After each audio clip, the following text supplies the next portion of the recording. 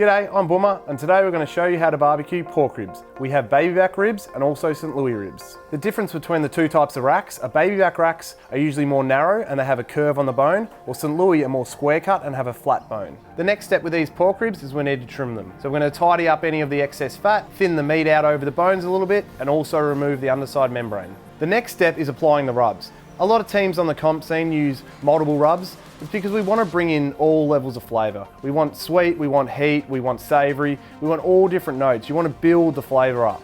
Now that I've prepared the ribs, I've set up a smoker with Heat Beads BBQ Briquettes. We're using the snake method. We're going to run these at about 125, 130 Celsius or 250, 260 Fahrenheit. These ribs will go in for approximately an hour to an hour and a half before we wrap them.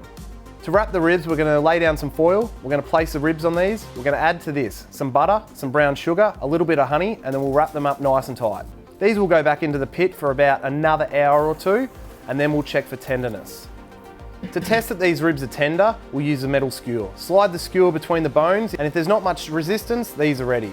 So I've just checked the tenderness of the ribs. They're spot on. So I've made up a little foil boat. They've gone back in while I'm going to warm the sauce. Now the reason we warm the sauce is we want a nice runny consistency.